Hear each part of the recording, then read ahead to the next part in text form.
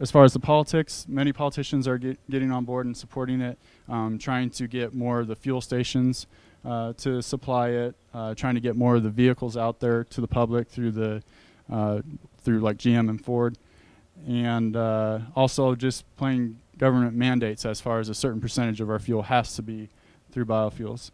The flex fuel vehicles and E85 pumps, there are 6 million on the road right now, vehicles that can drive on E85, but very few of them actually fill up with E85 because there aren't enough pumps. So they're putting gasoline in, or they just don't know, so they're putting gasoline in and the tank is right over there for the E85.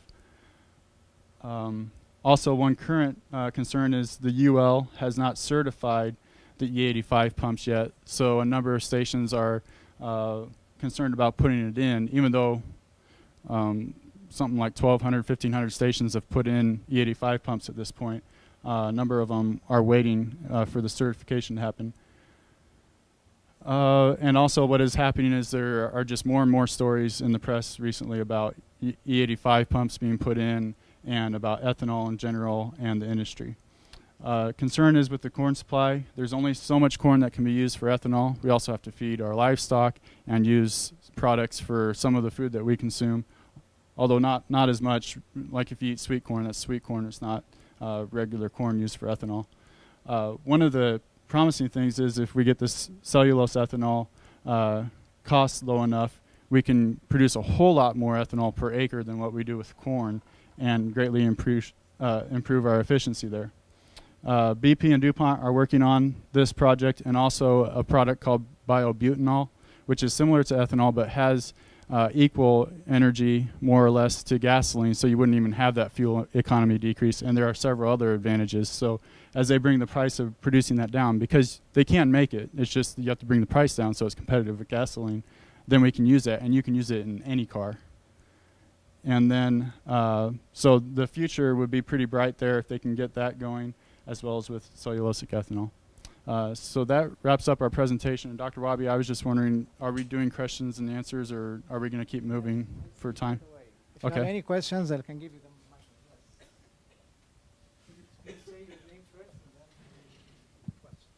Eric Knuth. The biobutanol, can it be blended with gasoline? Most definitely. Yeah, biobutanol can blend with gasoline, can blend with ethanol.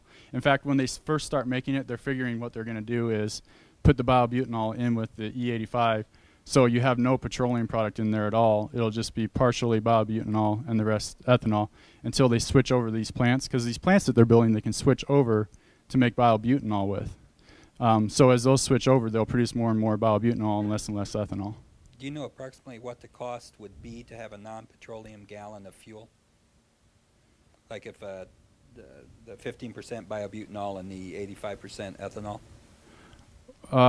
Well, it ranges anywhere from, when you buy E85 right now, it can be anywhere from 10 cents lower per gallon, which economically doesn't work out very well unless if you take advantage of the tax rebates, to 50 cents. I've even seen 85 cents to $1 cheaper per gallon. Not locally, but...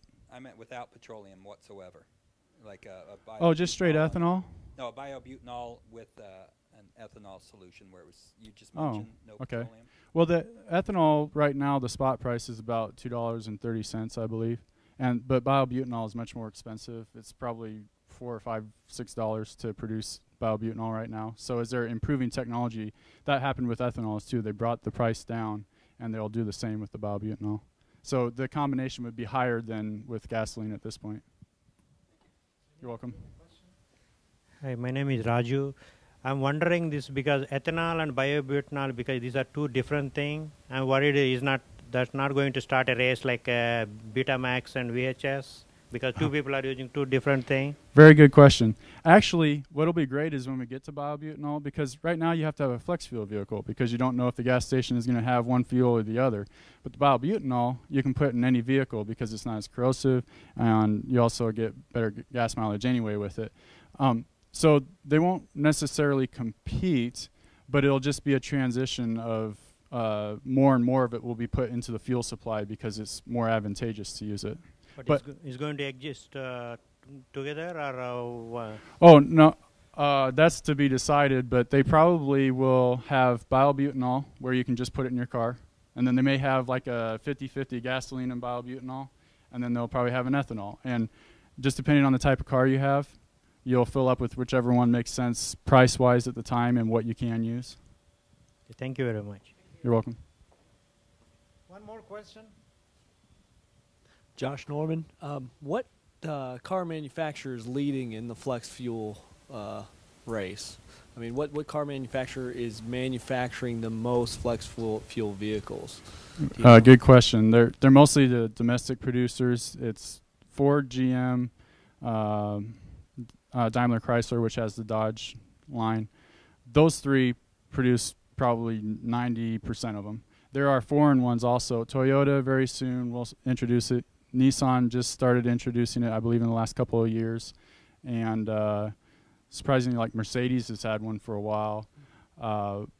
And as it's catching on, other ones are starting to put them in. But really what it is most of them, because of the CAFE standards, which I don't have too much time to talk about, are the ones that have big trucks and SUVs because they get federal credit for making those as a flex fuel vehicle. Would you please join me in thanking this group? Thank you very much.